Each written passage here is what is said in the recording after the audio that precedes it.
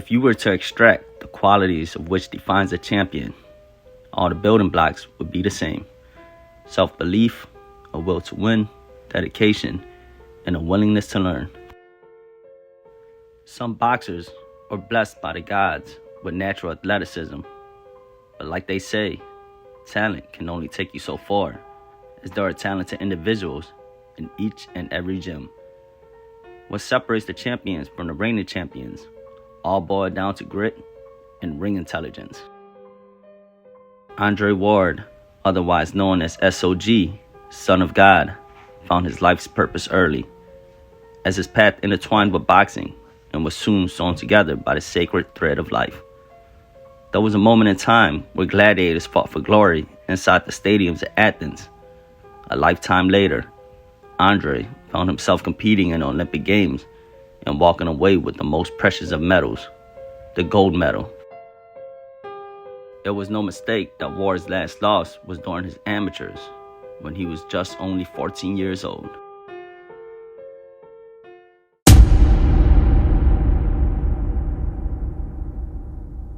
Andre was born left-hand dominant, a natural southpaw, but was converted to an orthodox right-handed boxer.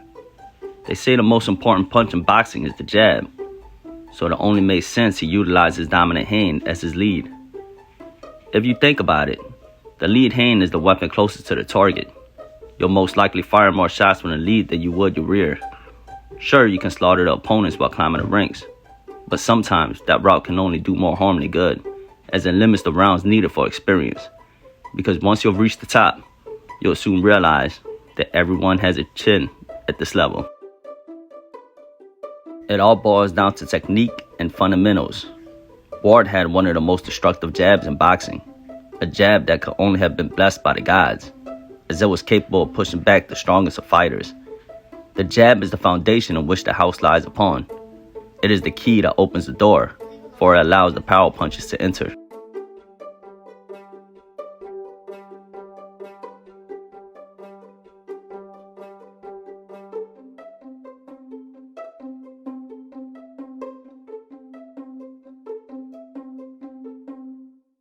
Once the jab was established, Ward would start mixing in different leads. When the opponent was so focused on the jab coming down the middle, they forgot to defend against the lead hook that came around the blind spot. And that's a virtual replay of the knockdown in the third round. That is because 13 out of 61, they both... The kingdom is exposed without its stone walls. The staying way of fighters is incomplete unless they've developed impenetrable defense. The art of boxing is to hit and not get hit. Why play tick for tack when you can instead stick and move?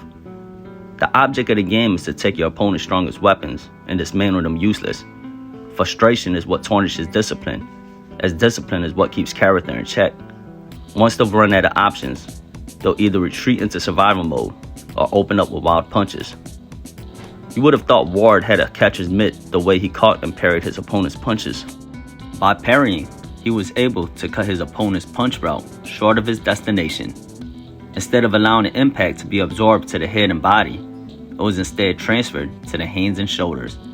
Since Ward always maintained proper distance, his opponents always felt the need to step in more than necessary in order to close the gap. When this occurred, he cut their punches short with a parry and let their momentum run right into a counter punch. Running into a punch has more impact due to its entrance velocity. It was more important for Ward to land a counter rather than load up, as the impact would be just as devastating. Ward was efficient in every way, including his short punches, wasting no more energy and movement than required. To control in boxing is the power to influence or direct your opponent's behavior. For every entry, there must be an exit, because if you were to engage, let off your shots, then stand still, you're now a sitting target for your opponent's return fire. Stiff arm, or otherwise known as posting, is what creates space when you're in a position where you don't have enough time to exit with your feet. This added an additional layer of defense, making it even harder for his opponents to penetrate the targeted mark. It's all going to fall in place like a puzzle.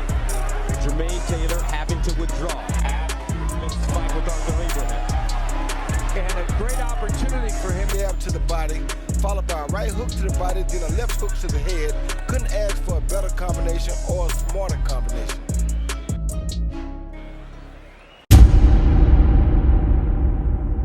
Only the brave stood in front of their opponents with their hands beneath their chin.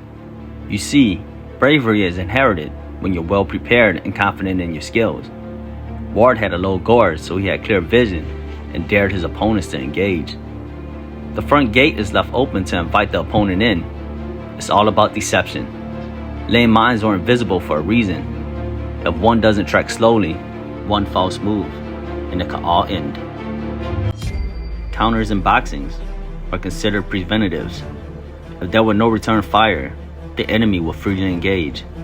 Ward was excellent at laying traps and luring his opponents in with false hope. Each time they stopped out of position, they were punished for their mistakes.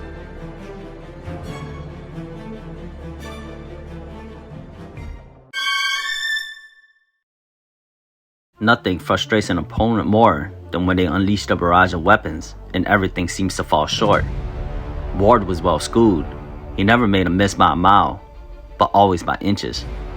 Why waste more energy than needed? The shorter the miss, the bigger the target. Each opening only presented itself for a fragment of a second. No time shall be wasted as the target begins to fade with each passing millisecond.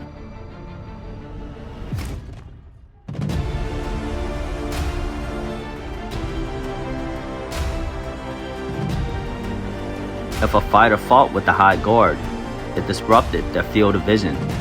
Ward understood how important vision was and only used the high guard when he was in a pocket, in the line of fire. In a big fight like this, if you don't have enough hook and you're...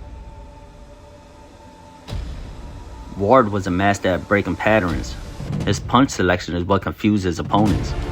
He would feint, drop levels, change his speed and rhythm. It was almost impossible to time his attacks. On top of that, he had quick feet. As fast as he was able to close the pocket, he was able to pull back out with the same amount of speed. By the time his opponents realized what hit him, he was already gone. What also made him dangerous was his arsenal of punches and the angles in which they traveled. His quick feet allowed him to change angles in a moment's notice. Ward commanded the ring like a 5-star general in the field. No detail was too small to avoid, as he utilized every inch of the ring to his advantage. Beautiful combination.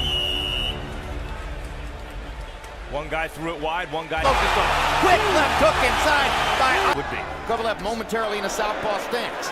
Manages to touch Ward with the jab. And Ward has punished Kovalev more than Ward punished him in the early part. Gonna have to hurt Ward. Oh, there's a big right hand that hurts Crotch. Straight right hand getting in for Andre Ward.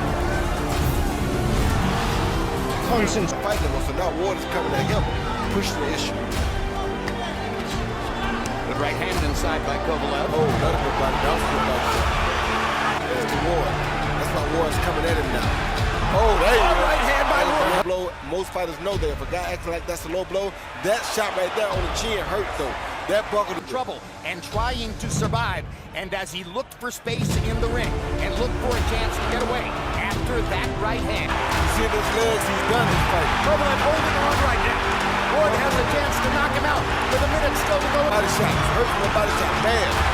Body shot. Effort that Ward puts into every body shot. Boom. Boom.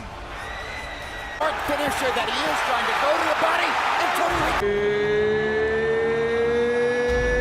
Ward.